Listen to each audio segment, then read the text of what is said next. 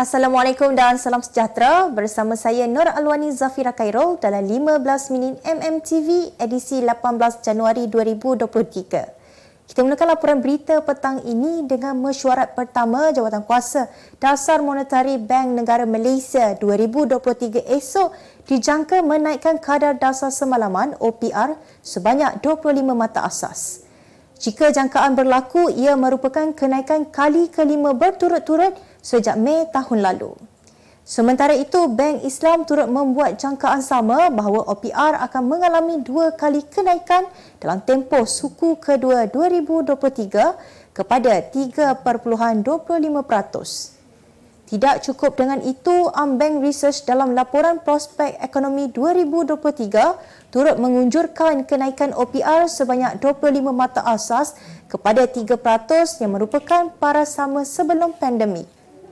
Pengarah program MBA Putra Business School PBS Prof Madya Dr. Ahmed Razman Abdul Latif berkata, kenaikan OPR sebanyak 25 mata asas penting untuk memastikan kadar inflasi kekal terkawal. Jelasnya, kenaikan itu akan memastikan pelaburan di Malaysia akan kekal menarik untuk pelabur antarabangsa melalui kadar OPR yang lebih tinggi. Berita baik buat pengguna lebuh raya yang akan memandu pada musim perayaan ini. Kerajaan hari ini mengumumkan tol percuma selama 2 hari bermula Jumaat ini sehingga Sabtu. Perdana Menteri Datuk Seri Anwar Ibrahim berkata, perkara itu diputuskan selepas Menteri Pengangkutan dan Menteri Kerja Raya mengambil inisiatif berbincang dengan syarikat konsesi lebuh raya. Sementara itu, menurut beliau, pengumuman itu juga melibatkan implikasi kewangan berjumlah RM40 juta sepanjang 2 hari tersebut. Tambahnya, ini juga merupakan inisiatif kerajaan dalam membantu rakyat untuk pulang ke kampung halaman sempena sambutan Tahun Baharu Cina. Melibatkan semua jenis kenderaan, Anwar turut memohon agar pengguna jalan raya yang akan memandu pada musim perayaan ini berhati-hati selain dapat mengurangkan jumlah kemalangan yang semakin meningkat setiap hari. Segelintir pengasas pertubuhan bukan kerajaan NGO menjadikan badan amal yang diasaskan mereka sebagai medan untuk menghasilkan duit bagi kepentingan peribadi sendiri. Sebelum ini, segelintir daripada pengasas terbabit dilihat mewah dengan menyalahgunakan sebahagian derma yang disumbangkan sehinggakan ada di antara mereka turut menggunakan peruntukan pengurusan sebanyak 30% yang dicadangkan oleh Jabatan Pendaftaran Pertubuhan ROS. Kes ini dilihat semakin berlarutan setelah berlaku ketirisan di bahagian audit sehinggakan ada pihak ketiga berjaya mengambil kesempatan dengan cara memanipulasi data kewangan. Hal ini turut dikongsikan oleh pengasas bersama Skrut Ahmad Alif Ahmad Sharifuddin yang mengatakan bahawa pentadbir segelintir NGO meletakkan kadar gaji dan allowance sesuka hati mereka di bawah cas pengurusan. Ujarnya lagi, tiada arahan jelas daripada pihak atasan untuk menyatakan had bagi mana-mana pihak NGO mengenakan cas pengurusan dan ini membuatkan segelintir pengasas menggunakan wang derma ini secara berleluasa. Ahmad Alif turut menambah antara taktik yang digunakan oleh pengasas ini adalah menumbuhkan kedai serbaguna supaya segala barangan bantuan boleh dibeli di situ dengan menggunakan duit derma yang diterima. Di sebalik sikap segelintir pengasas yang tamak dengan wang derma yang diterima mereka, namun masih ada yang telus dan amanah dalam menjalankan tanggungjawab mereka. Orang kelainan upaya OKU bakal menikmati pengangkutan awam secara percuma sebaik sahaja mekanisme mengenainya selesai disediakan. Menteri Pembangunan Wanita, Keluarga dan Masyarakat Nancy Shukri berkata, Menteri Pengangkutan Anthony Locke telah bersetuju dengan cadangan itu meliputi kemudahan seperti LRT, MRT dan bas henti-henti. Tahun lalu, Senator Ras Adiba Razir pula telah mengesa kemudahan pengangkutan awam untuk meningkatkan kebolehcapaian OKU. Ini termasuk menyediakan lift di semua stesen, laluan sentuhan untuk orang buta, pintu platform automatik yang lebih luas untuk akses kerusi roda, kaunter bantuan khas OKU, butang bantuan kecemasan berhampiran lift dan tempat letak kenderaan serta tempat turun kenderaan OKU. Namun begitu, pengguna pengangkutan awam OKU lain turut menggesa penguatkuasaan dan pemantauan perlu dilaksanakan bagi memastikan kemudahan seperti kaki lima yang lebih luas di sekitar stesen tidak disalahgunakan.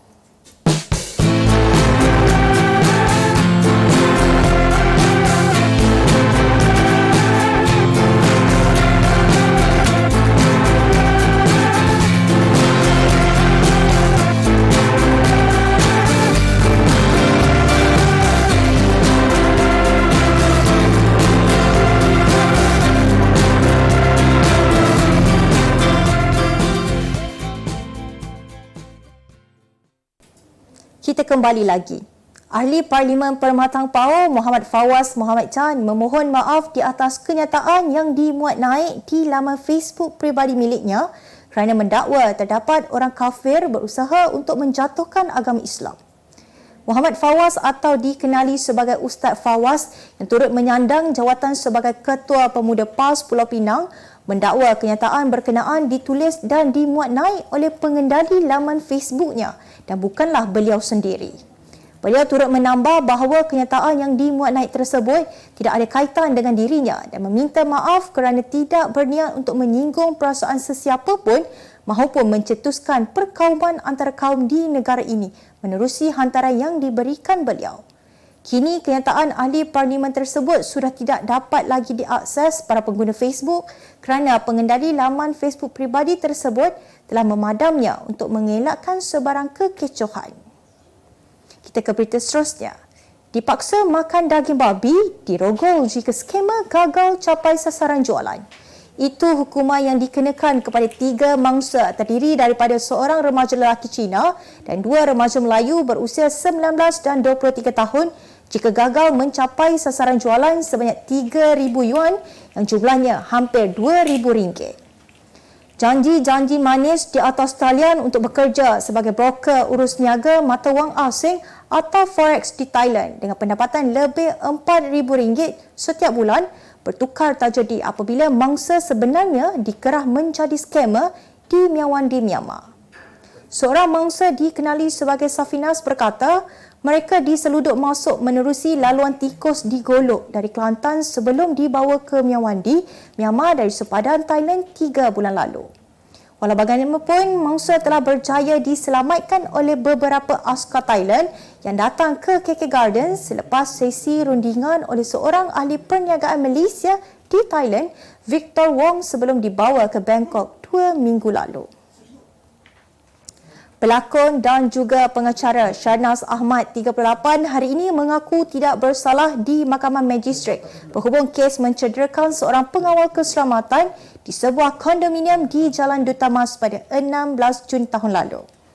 Sharnas membuat pengakuan tidak bersalah di hadapan Magistrat Atikah Muhammad Syaim di atas tuduhan dengan sengaja mencederakan Izul Islam Awang, 27, yang merupakan pengawal keselamatan di kondominium tersebut. Magistrat kemudian membenarkan Sharnas diikat jamin sebanyak RM2,000 dengan alasan pelakon tersebut memberikan kerjasama yang baik sepanjang proses perbicaraan dan telah menetapkan 6 Mac untuk sebutan semula kes tersebut. Pada Jun tahun lalu, Sharnas direman selama 3 hari selepas disyaki menumbuk dan menendang seorang penghuni kondominium di Segambut kerana berlaku pertengkaran di antara mangsa dan pelakon tersebut sehingga menyebabkan kecederaan pada mangsa yang berusia 27 tahun itu. Beralih ke berita dunia. 2 wartawan tempatan dibicarakan atas cubaan memeras ugut Raja Maghribi Sultan Muhammad VI dengan cara meminta wang untuk tidak menyiarkan pendedahan yang mengaibkan baginda di Perancis kemarin. Eric Lauren, 75 tahun dan Catherine Gracie, 48 tahun dituduh meminta wang bernilai 2 juta euro bersamaan dengan 9.36 juta ringgit pada tahun 2015 sebagai pertukaran untuk menghentikan penerbitan sebuah buku mengenai keluarga di Raja Maghribi. Kedua-dua wartawan itu berdepan hukuman penjara 5 tahun dan denda €75,000 yang bernilai RM350,884 jika didapati bersalah. Bagaimanapun, Lauren dan Grayson mengaku tidak bersalah atas pertuduhan tersebut. Sebaliknya berkata mereka telah diperangkap. Terdahulu, kedua-dua penulis itu pernah menerbitkan sebuah buku yang mengkritik Sultan Muhammad VI dalam tahun 2012 bertajuk The Predator King yang diharamkan di Maghribi.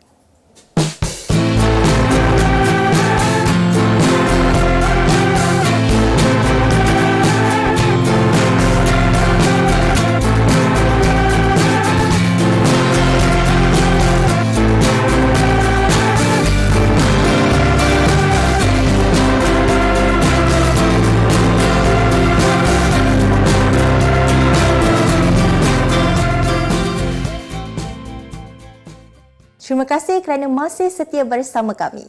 Bali merupakan wilayah di Indonesia yang merekodkan kadar kemiskinan mencecah hanya 4.53% pada September tahun lalu menurut Agensi Statistik Kebangsaan Indonesia. 4 wilayah lain yang mengekori rapat kadar kemiskinan rendah adalah Kalimantan Selatan iaitu sebanyak 4.61%, Bangka Belitung 4.61%, Jakarta 4.61% dan Kalimantan Tengah 5.22%. Berdasarkan data yang diperolehi oleh BPS, hanya 205,360 penduduk miskin yang menetap di Bali pada September 2022. Bali turut mencatatkan rekod yang baik apabila kadar kemiskinannya jauh lebih rendah berbanding purata peratusan negara Indonesia sebanyak 9.57%. Kita ke berita ekonomi. J-Land Group Sendian Berhad GLG merupakan anak syarikat Johor Corporation G Corp yang berjaya merekodkan pelaburan terkumpul berjumlah 46.6 bilion ringgit sepanjang tahun lalu. Presiden dan Ketua Eksekutif J Corp Datuk Sheikh Muhammad Sheikh Ibrahim berkata, pihaknya kini merancang untuk meluaskan serta mengembangkan portfolio pembangunan industri dan pembandaran bahagian pelaburan hartanah kumpulan berkenaan. Menurutnya, perancangan tersebut membabitkan hartanah berkualiti dan bermutu tinggi bukan sahaja dalam negara, malah juga pasaran antarabangsa. Sheikh Muhammad berkata ketika ini adalah masa paling sesuai untuk JLG meneroka bidang pertumbuhan baharu dalam sektor hartanah dan infrastruktur dengan mengambil kira peluang semasa. Turut hadir dalam majlis pelancaran JLG ialah Pengerusi Jawatan Kuasa Perumahan dan Kerajaan Tempatan Negeri, Datuk Muhammad Jafni Mat Syukur serta Setiausaha Kerajaan Negeri Tan Sri Azmi Rohani. Kita teruskan ke berita sukan. Skuad hoki kebangsaan berpotensi mencipta kejutan menumpaskan New Zealand dalam perhitungan terakhir kumpulan C Aksi Piala Dunia 2023 pada pukul 3.30 petang esok di Stadium Kalinga, Bubas Newar. Kejayaan skuad Speedy Tigers menumpaskan Chel 3-2 pada perlawanan kedua Piala Dunia 2023 di Stadium Hoki Birsa Munda kemarin membolehkan Malaysia kembali ke kelompok 10 terbaik dunia dalam ranking Persekutuan Hoki Antarabangsa. Keputusan itu amat bermakna buat skuad hoki negara kerana ia adalah kemenangan pertama Malaysia di Piala Dunia selepas kali terakhir melakukannya sewaktu edisi 2002 di Kuala Lumpur. Kapten Malaysia Muhammad Marham Muhammad Jalil mengakui kemenangan itu sangat istimewa kerana ia membuktikan kehadiran mereka ke bumi India sebagai pencabar, bukannya melengkapkan penyertaan sahaja. Berdasarkan rekod, skuad negara pernah mencatat 6 kemenangan dan 6 seri tanpa tewas 13 kali sepanjang 25 pertembungan dengan New Zealand sejak kali pertama bertemu pada Piala Dunia 1975. Malaysia meneruskan kecemerlangan dalam kejohanan Moling Asia ke-26 apabila menyapu bersih pingat All Event lelaki di Hong Kong semalam. Juara dunia 2018 Muhammad Rafid Ismail merangkul pingat emas menerusi 6,128 jatuhan pin, manakala Tim Intan dengan 6,073 jatuhan dan Tun Amirul Hakim Tun Hasnul Azam dengan 5,954 jatuhan melengkapkan Hari Gemilang Malaysia dengan meraih pingat perak serta gangsa. Kejayaan itu menyusul sehari selepas Malaysia menamatkan penantian 15 tahun untuk menjuarai acara berpasukan lelaki kemarin. Selain itu, kombinasi Rafiq, Timi dan Ahmad Muaz Fishal sebelum ini mempertahankan pingat emas acara trio lelaki manakala Rafiq meraih emas perseorangan. Sebagai penutup 15 minit MMTV hari ini, saksikan laporan cuaca esok Khamis 19 Januari 2023. Jangan lupa dapatkan akhbar utusan Malaysia dan Kosovo untuk berita-berita terkini dan menyeluruh. Sekian sahaja daripada saya, Nur Aloni Zafira Khairul. Assalamualaikum dan jumpa lagi.